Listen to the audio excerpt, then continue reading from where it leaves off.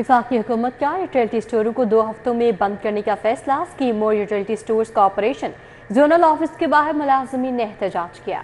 मुलाजमीन की बड़ी तादाद एहतजाजी मुजाहिरे में शरीक है। खवातीन मुलाजमीन की भी एहतजाजी मुजाहिरे में शिरकत और मुजाहिरीन का कहना है कि 4000 कॉन्ट्रैक्ट 4200 डेली वेजेस मुलाजमीन का रोजगार खत्म हो जाएगा। मुजाहिरीन मजीद क्या कह रहे हैं, शहजाद खान अब्दाली से जान लेते हैं। जी शहजाद। बिल्कुल, वफाकी हुकूमत की जानब से यूटिलिटी स्टोरों को बंद करने की खबर मुलाजमीन और इस इदारे से सब्सिडी लेने वाले सार्फिन पर बिजली बनकर गिरी है और तशवीश की लहर दौड़ गई है। इस वक्त हम जोनल ऑफिस लाहौर स्कीम मोड़ के बाहर मौजूद हैं। यहाँ पे खवातीन और मर्द मुलाजमीन की काफ़ी बड़ी तादाद एहतजाजी मुजाहरा कर रही है और इस एहतजाजी मुजाहरे में इन लोगों का ये कहना है कि इससे मजमूई तौर पर 11,000 से ज़ायद ख़ानदानों का रिस्क जो है वो ख़त्म होकर रह जाएगा।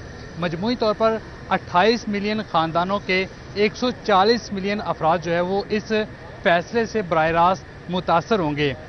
मज़ीद इन्हीं की ज़बानी जो है वो जान लेते हैं। आप बताइएगा ये क्या फ़ैसला आया है, क्यों एहतजाज कर रहे हैं? बिस्मिल्लाहिर्रहमानिर्रहीम।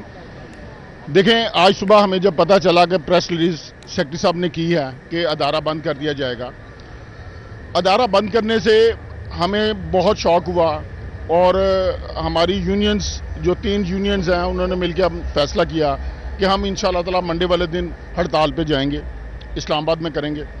देखें, हमारी टोटल एम्प्लॉइज़ 14,000 एम्प्लॉइज़ हैं। ये मैं कहता हूँ कि शहबाज शरीफ का विजन था कि गुर्बत कम करनी है। शहबाज शरीफ साहब ने गुर्बत क्या कम करनी है, आप तो गरीबों को मारना शुरू कर दिया।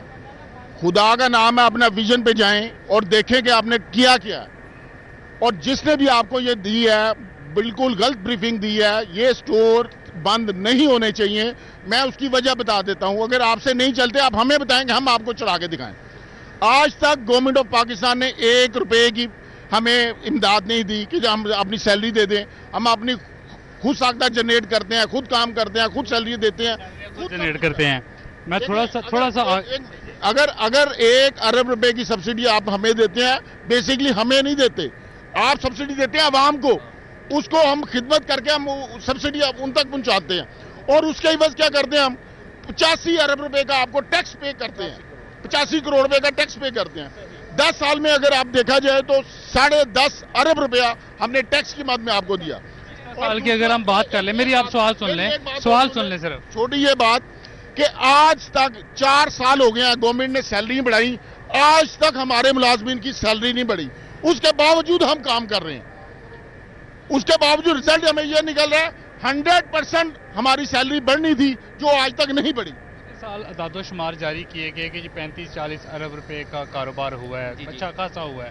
फिर जो इदारा सही चल रहा है उसको बंद करने का फैसला कुछ समय में नहीं आता। ये सर हमारी समझ से बालादार है, क्योंकि अल्हम्दुलिल्लाह हमारा इदारा अब भी प्रॉफिट में जा रहा है। जिस तरह सर बात कर रहे थे हमारे चेयरमैन साहब के, हमें 1 अरब अगर सब्सिडी देती है तो उसकी एवज में हम 85 करोड़ जो है उनको टैक्स पे करते हैं। हम एग्जेम्प्ट नहीं है। हमारा इदारा एक सेल्फ इंडिपेंडेंट इदारा है और हम अपना जो कमाते हैं वही खा रहे हैं। हम गवर्नमेंट से 1 रुपया भी नहीं ले रहे हैं।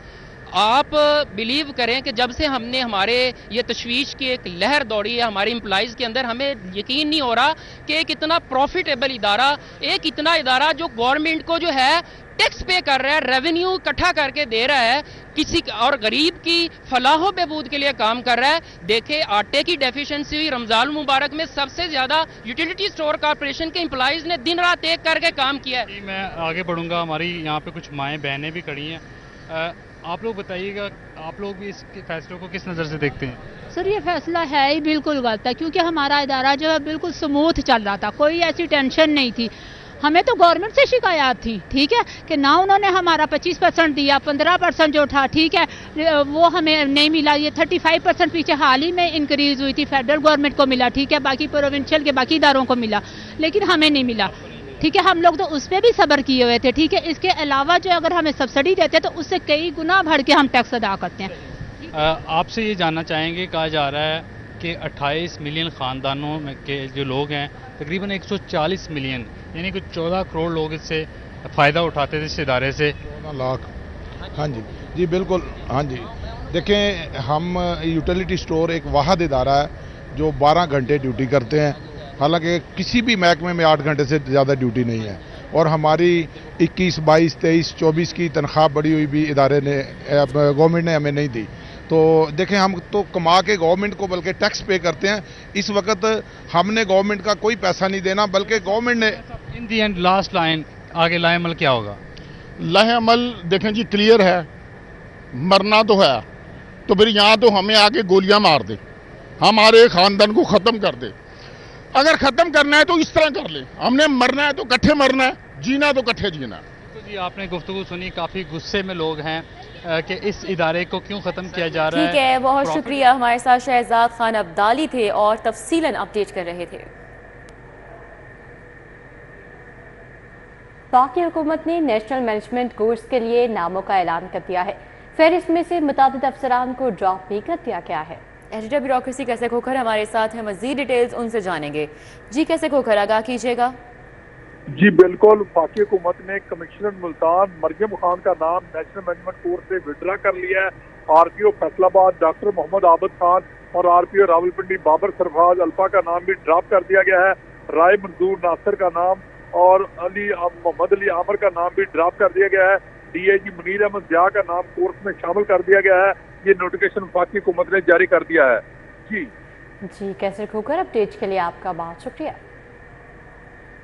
अभी आपको बताएं कि सरकारी ड्राइवर्स के लिए रिन्यूअल की फीस मुआफ़ी और खुसूसी पोर्टल कायम कर दिया गया है। मखसूस सरकारी अफराद लाइसेंस की फीस से मुस्तस्ना करार दिए गए हैं। गाड़ी चलाने के लिए मरकजी या सूबाई हुकूमत की मुलाजमत में शख्स के लिए इस्तिस्ना हासिल होगा। मज़ीद जानेंगे अली साही से, जगह की जगह।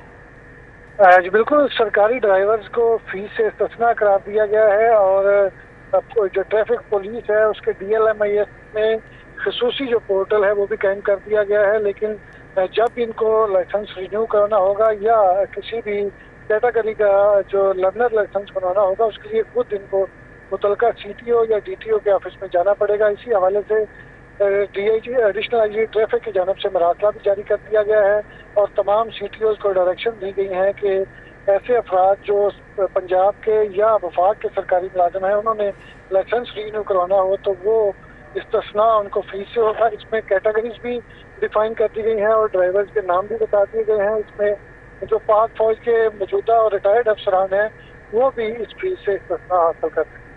जी ठीक है अली साही, बहुत शुक्रिया।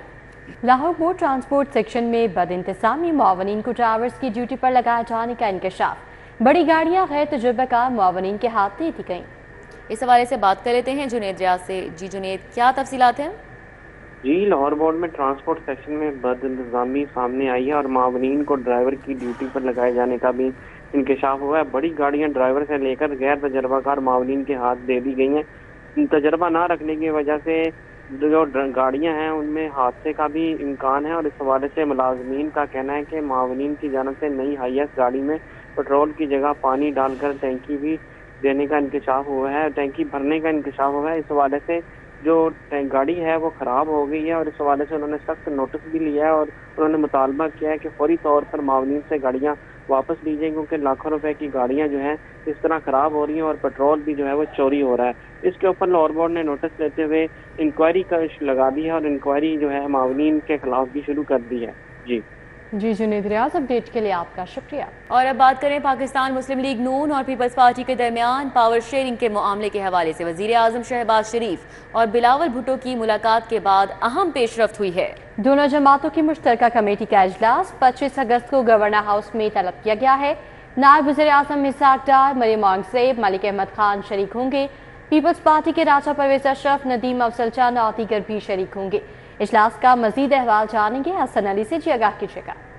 जी बिल्कुल, पाकिस्तान मुस्लिम लीग नून और पीपल्स पार्टी के दरमियान पंजाब में पावर शेयरिंग का जो मामला है, इस हवाले से गुज़िश्ता रोज़ जो है वज़ीर आज़म शहबाज शरीफ और chairman Pakistan peoples party Bilawal Bhutto Zardari के दरमियान जो है वो अहम मुलाकात हुई, जिसके बाद ये फैसला किया गया कि दोनों जमातों की मुश्तरका जो कोऑर्डिनेशन कमेटी है उसका इजलास 25 अगस्त को गवर्नर हाउस में जो है वो तलब किया गया है। मुज़ाकराती कमेटी में नायब वज़ीर आज़म इसहाक डार, मरियम औरंगज़ेब, मलिक मोहम्मद अहमद खान जो वो शरीक होंगे, जबकि पाकिस्तान पीपल्स पार्टी की जानिब से राजा परवेज अशरफ, नदीम अफजल चंद, हसन मुर्तज़ा और अली हैदर गिलानी समेत दीगर जो है वो शरीक होंगे। जबकि गवर्नर हाउस में तलब किए जाने वाले इजलास में पावर शेयरिंग के वादों पर अमल दरामद का जायजा लिया जाएगा, जबकि पीपल्स पार्टी के तहफ़्फ़ुज़ात भी इजलास में ज़ेर गौर लाए जाएंगे, जबकि मुआहदे के बाकी नुकात पर भी अमल दरामद के लिए टाइम फ्रेम जो है वो तय किया जाएगा। और इस हवाले से मुश्तरका कमेटी का इजलास जो है इतवार के रोज़ गवर्नर हाउस में बुला लिया गया है। जी ठीक है हसन अली, बहुत शुक्रिया। आगे बढ़े, आपको बताएं वासा का रिकॉर्ड रेवेन्यू बिजली के बिलों की नजर होने लगा है। वासा को रवा माह 1 अरब 30 करोड़ जायद का बिल मौसूल हुआ।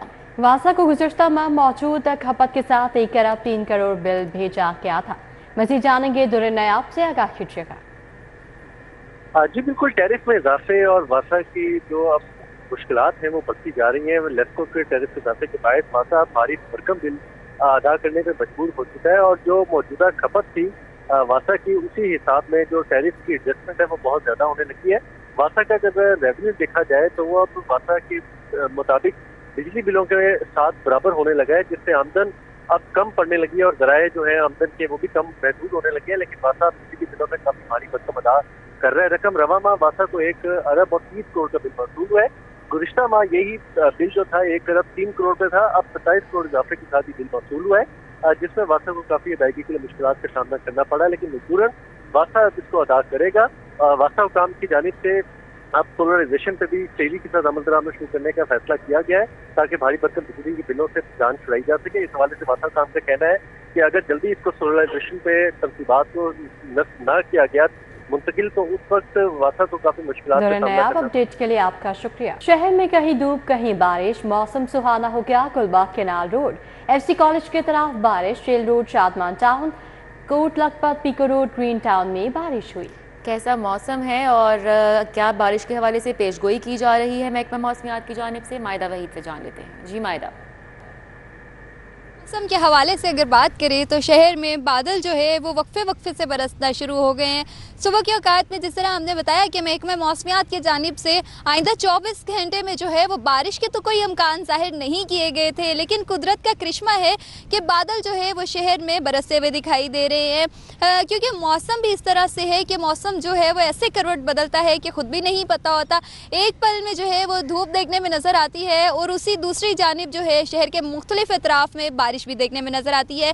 वही सिचुएशन आज शहर लाहौर के साथ हुई है कि अभी कुछ देर पहले जो है वो मुख्तलिफ इलाकों में धूप देखने में नज़र आ रही थी, लेकिन अभी जहाँ पर मैं मौजूद हूँ जेल रोड पर, वहाँ भी जो है वो बादल के साथ साथ हल्की बूंदें भी देखने में नज़र आ रही। शहर का मौसम जो है सुबह जिस तरह से दर्जा हरारत देखने में नज़र आई, उसी तरह से जो है शहर का मौसम खुशगवार होता हुआ दिखाई देता है। तो शहर में हवाएं चलने के साथ साथ शहर के दर्जा हरारत में भी कमी देखने में नज़र आई है, लेकिन जिस तरह से जो बादल हैं वो बरसते हुए दिखाई दे रहे हैं, उससे दर्जे हरारत में मज़ीद कमी वाक़या होगी। शहर का मौसम ओवरऑल देखा जाए तो हल्की हल्की हब्स किसी इलाकों में महसूस की जा रही है जहां पर बारिश नहीं हो रही और धूप जो है वो निकली हुई है, लेकिन उसी के साथ साथ जहां पर बादल बरस रहे हैं वहाँ के इलाकों में जो ठंडी हवा के साथ मौसम। वहीद अपडेट के लिए आपका शुक्रिया।